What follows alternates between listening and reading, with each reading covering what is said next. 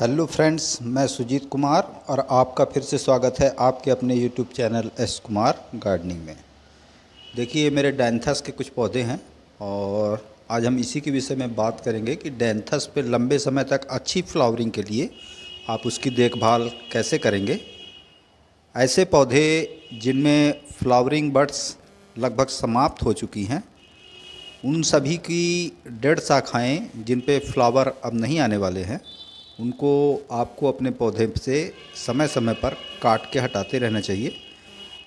जो भी फ्लावरिंग कर चुके हैं, जो भी शाखाएं, उन्हें पूरी तरह से नीचे से काट देना है आपको। और जिनमें फूल मुरझा गए हैं, उन फूलों को भी आपको समय समय पर काटते रहना चाहिए। रोज़ रोज़ ऐसा करना संभव तो नहीं है, मगर महीने में एक बार तो आप ऐसा अवश्य करें, ताकि आपको अपने डायंथस के पौधे से लंबे समय तक अच्छी फ्लावरिंग मिल सके। तो देखिए, ये सभी पौधे अब एक बार पूरी तरह से फ्लावर इन पे ख़त्म हो गए हैं और नई ग्रोथ इन्होंने स्टार्ट की है। और यदि इस स्टेज पे हम इनकी डेड हेडिंग नहीं करेंगे तो यह पौधा यह समझ लेगा कि अब मेरी जीवन साइकिल लगभग पूरी हो गई है और अब हमें बीज बना लेने हैं अपनी जनरेशन को डेवलप करने के लिए, और फिर यह पौधा धीरे धीरे मर जाएगा। तो डेड हेडिंग इसीलिए की जाती है ताकि इन पौधों में अभी बीज ना बने, और पौधा यदि बीज बनाने लगेगा तो वो अपना सारा ग्रोथ जो भी है वो बीजों पे लगा देगा। तो क्योंकि हमें अभी इनसे लंबे समय तक फ्लावरिंग लेनी है, बीज की आवश्यकता जब होगी तो फिर बाद में हम इनसे कुछ बीज कुछ कलियां छोड़ देंगे जो फ्लावरिंग कर चुकी हैं, और इनसे बीज भी हमें बाद में मिल जाएंगे। पर चूंकि अभी हमें इन्हें इनसे पूरी विंटर अच्छी फ्लावरिंग लेनी है। देखिए, इस पौधे पे एक भी फूल नहीं है और सभी ग्रोथ जितनी भी थी सभी में फ्लावरिंग लगभग ख़त्म हो गई है। तो इसको आपको नीचे से बिल्कुल काट देना है ताकि इनमें बीज ना बने और पौधा नई शाखाएं डेवलप करके और फ्लावरिंग करे। तो देखिए, इन सभी की डेड हेडिंग हम आज कर रहे हैं और इसी के विषय में आपको जानकारी देंगे कि डैंथस की केयर हम कैसे करेंगे। तो देखिए, जो भी फूल व शाखाएं लगभग पूरी तरह से फ्लावरिंग कर चुकी हैं, उन सभी को हमें नीचे से काट के अलग करना है, और जो भी फ्लावर्स खिल के मुरझा गए हैं उन्हें भी अपने पौधे से समय समय पर हटाते रहना है। ऐसा रोज़ करना तो संभव नहीं क्योंकि इसके फ्लावर्स बहुत छोटे होते हैं, मगर एक शेड्यूल बना लीजिए कि आपको 15 दिन 20 दिन में जब भी करना हो तो एक बार आप सारे प्लांट्स अच्छे से उसकी कटाई छटाई आप कर दीजिए।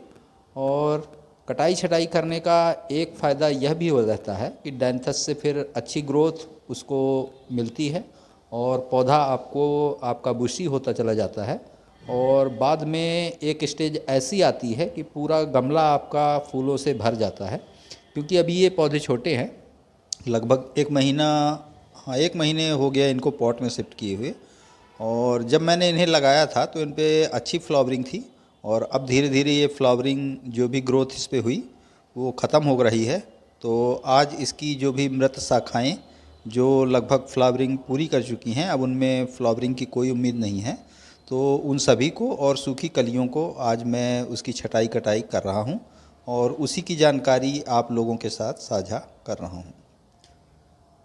तो बात करें इसमें मिट्टी की, तो इसमें मैंने नॉर्मल गोबर खाद और नॉर्मल गार्डन सॉइल और रेत, थोड़ा सा वर्मी कंपोस्ट मिला के और इन गमलों को भरा था और उन्हीं में यह पौधे लगाए हैं मैंने।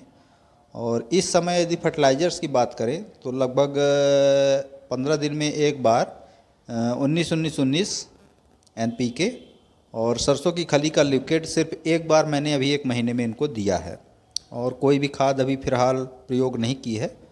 और कटाई छटाई के बाद या अच्छी ग्रोथ कर रहे हैं जो कि पौधे, और अभी मैं इन पे जब फ्लावरिंग बड्स बनने लगेंगी तब फिर एक बार और मैं इनको सरसों खली का लिक्विड फर्टिलाइज़र्स दूंगा।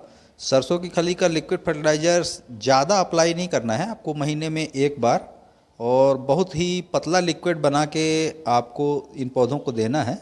और कितना बनाना है उसकी भी जानकारी जब मैं इन पौधों को दूंगा तो उसका अलग से वीडियो आपके लिए लेके आऊँगा। अभी फ़िलहाल इनकी केयर और डेड हेडिंग आज हम कर रहे हैं, क्योंकि पौधे ग्रोथ तो कर रहे हैं मगर इन पे बीज भी बनने स्टार्ट हो जाएंगे यदि हम इनकी कटाई छटाई नहीं करेंगे। और पौधे यदि एक बार अच्छी ग्रोथ पकड़ लेंगे तो उसके बाद इन पे समय समय पे इनकी जो फ्लावर बड्स सूख जाती हैं उनको हमें समय समय पर हटाते रहना है। और जो भी शाखाएं पूरी तरह से फ्लावरिंग ख़त्म कर चुकी हैं उनको बिल्कुल नीचे से हमें काट देना है। देखिए इस तरह, और पौधा इससे धीरे धीरे घना होता जाएगा और अच्छी फ्लावरिंग करेगा। तो यदि केमिकल फर्टिलाइज़र्स की बात करें तो इसको आप नाइट्रोजन बेस फर्टिलाइज़र्स कम दें और पोटेशियम और फास्फोरस बेस फर्टिलाइज़र्स दें तो उससे आपको अच्छी फ्लावरिंग मिलेगी। जैसे आप केमिकल फर्टिलाइज़र्स की बात करें तो पोटास आप दे सकते हैं अपने पौधों को, और डीएपी के 10 से 15 दाने 15 से 20 दिन में आप एक बार इन पौधों को दे सकते हैं। और यदि नेचुरल फर्टिलाइज़र्स की बात करें तो आप इन पे समय समय पे आप इनको कंपोस्ट ही दे सकते हैं, क्योंकि उससे भी हमारे पौधों में अच्छी ग्रोथ और अच्छी फ्लावरिंग होती है।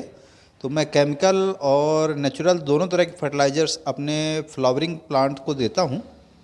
तो देखिए सभी में अच्छी फ्लावरिंग हो रही थी, मगर चूंकि अब जो भी शाखाएं इसमें निकली और एक स्टेज होती है कि वहाँ पर आके फिर इन पे फ्लावरिंग बड्स बनना ख़त्म हो जाता है। तो आज पहली बार मैं इनकी डेड हेडिंग कर रहा हूँ। और आपको भी अपने पौधे पे समय समय पर इसकी कटाई छटाई और सूखे फ्लावर्स को कट करते रहना चाहिए, क्योंकि यदि आप कट नहीं करेंगे तो पौधा आपका अपनी उम्र को पूरा हुआ मान लेगा और बीज बना के और फिर पौधा सूख जाएगा। देखिए इन सभी पे ग्रोथ अच्छी चल रही है और बड्स खूब सारी बनी हुई हैं और धीरे धीरे पौधा बुशी भी हो रहा है। और इस पौधे से अच्छी फ्लावरिंग हमें समय समय पर मिलेगी। तो कटाई छटाई जब भी आपको ये लगे कि आपके प्लांट पे सूखे हुए फ्लावरों की संख्या बहुत ज़्यादा बढ़ गई है और ऐसी ब्रांचें ज़्यादा डेवलप हो गई हैं जिन पे फ्लावरिंग अब नहीं आनी है, तो आप उनकी छटाई कटाई ज़रूर करें। और चूँकि यदि आप इस पौधे को संभाल के रखते हैं तो लगभग साल भर इससे फ्लावरिंग आपको मिलती रहेगी। हाँ, विंटर में इसकी उतनी केयर नहीं करनी पड़ेगी जितनी कि आपको गर्म मौसम में, क्योंकि उस समय आपको इसको धूप से बचाना पड़ेगा, तभी इस पे फ्लावरिंग आपको मिल पाएगी। तो देखिए सभी मृत शाखाएं जिन पे फ्लावरिंग अब नहीं होनी है मैंने अपने पौधे से काट के अलग कर दिया है। और अभी मैं इस पे फर्टिलाइज़र्स चूँकि मैंने अभी दिया है 1 महीने पहले और बहुत बड़े पौधे नहीं हैं, तो अभी इन पौधों को मैं किसी भी तरह का कोई फर्टिलाइज़र्स नहीं दूंगा।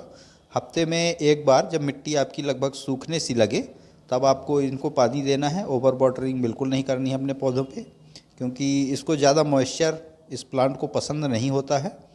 तो आशा करता हूँ डायंथस प्लांट के विषय में दी गई यह जानकारी आपको अच्छी लगी होगी। अच्छी लगी तो लाइक करिए, कमेंट करिए, अपने गार्डनिंग लविंग दोस्तों के साथ शेयर करिए। और यदि आप मेरे चैनल पे पहली बार आए हैं तो प्लीज़ चैनल को सब्सक्राइब जरूर करिए। बेल यानी घंटी के बटन को ऑल पे प्रेस करिए ताकि बागवानी व गार्डनिंग से रिलेटेड ऐसी ही रोचक व जानकारीप्रद वीडियो का नोटिफिकेशन आपको समय समय पर मिलता रहे। तो देखिए, तो सभी की कटाई छटाई मैंने कर ली है। और वीडियो आपको पसंद आया हो तो लाइक करिए और चैनल पर नए हैं तो सब्सक्राइब करिए। और वीडियो में अभी तक बने रहने के लिए धन्यवाद। Thank you.